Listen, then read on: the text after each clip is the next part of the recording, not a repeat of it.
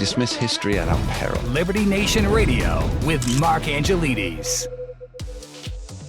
And we're here on Liberty Nation Radio, wishing you a very Merry Christmas. We hope you all had a wonderful season, and we hope that your bellies are well satisfied for the wonderful Christmas meals and the Christmas family get-togethers. And we're joined, very fortunately, by Andrew Moran, Liberty Nation's Economics Affairs editor. Merry Christmas to you, Andrew. Thank you, and happy Festivus, or belated Festivus. It's all about the Festivus with these economists. So, Andrew, what I'd like to talk about today is what were the Christmas gifts that were given to the American people, the politicians that shape and steer the ships of industry? Who really got the best Christmas gifts this year, and who got the lumps of coal? Oh, no doubt, Wall Street. Traders, investors, whether retail or institutional, if you were the market this year, for the most part, you made a lot of money. I mean, everything has an all-time high. The Dow Jones, the S&P, NASDAQ flirted with a record high. Gold price at 4,400. Silver's at $65. You know, Treasury yields still pay a nice, handsome 4%. So even if you're in cash and you have money market funds, you're still benefiting from it. So, you know, the only people who are penalized, I guess, would just be savers who put their money into the bank account and getting their 0.5% interest a year. So, but overall, I mean, if you were a trader and you bought an index fund in the Dow Jones in January, or you bought during the massive sell-off in the springtime, you are just absolutely killing it. And it seems like nothing can stop this market too. Heading into 2026, nothing's going to stop it, because even if there's a sell-off, you have $7 trillion of cash sitting on the sidelines for people to invest and buy the dips. So, you know, I guess if you miss this train in 2025, you can only hope there's going to be a sell-off, and then you can deploy your cash like Warren Buffett. Even if there isn't a sell-off, it still seems likely that the economy is going to continue on an upwards trajectory, perhaps not as much as it did in 2025 for 2026. But it seems to me, we always wonder, like, we always ask the question, like, who benefited this year? Who got the nice toys in their Christmas stocking? And you answered straight off, Wall Street and investors. And the reality is, though, Andrew, isn't it, that of course they're the ones that benefited because they're investing their money. And the people who didn't invest their money didn't make any returns other than, as you say, the 0.5% they get in their everyday current account at the bank, right? Yeah.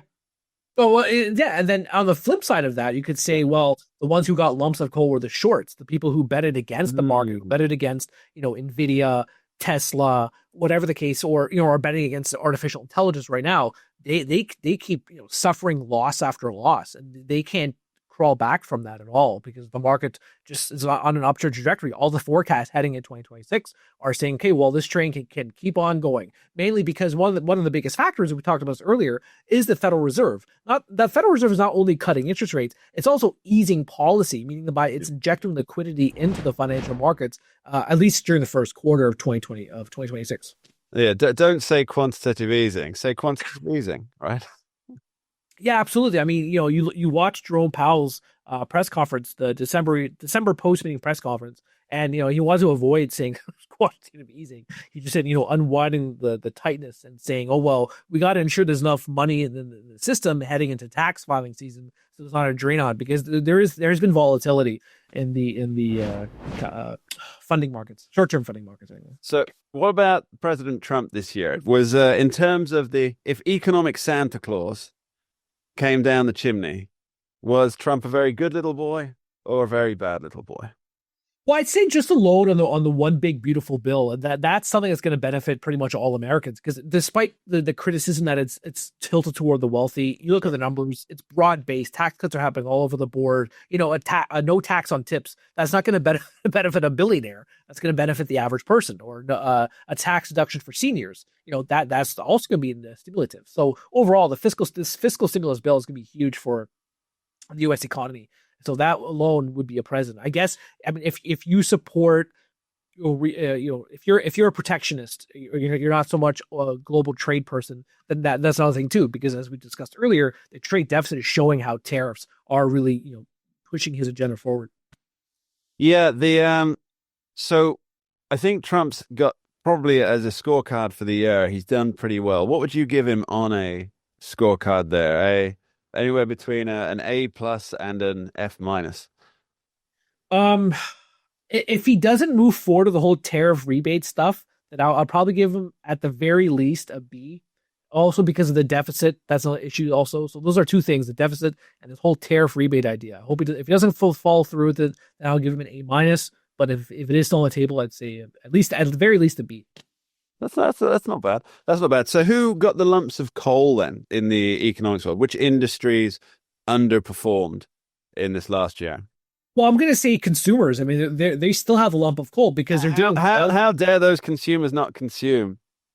Well, it's because they have all this inflation still, despite what they're saying is how Trump is causing this this affordability crisis. They're still reeling from the 20% inflation, or 22% inflation that has occurred over the last few years, and that's impacted them. You look at the Black Friday sales, for example, or Cyber Monday. Yes, sales were all time high, but it's not because people bought more stuff. It's because prices were higher. So the whole affordability thing that persists, and that's likely going to continue heading into 2026. Now, of course, many people will blame tariffs, and they're partly correct. But even if you look, let's say, annual inflation rate excluding tariffs, that's still running at about 2.5%, which is still above the Federal Reserve's 2% inflation target, which they've missed for I think it's like 5 years straight. So the consumers, shoppers, they're getting lumps of coal.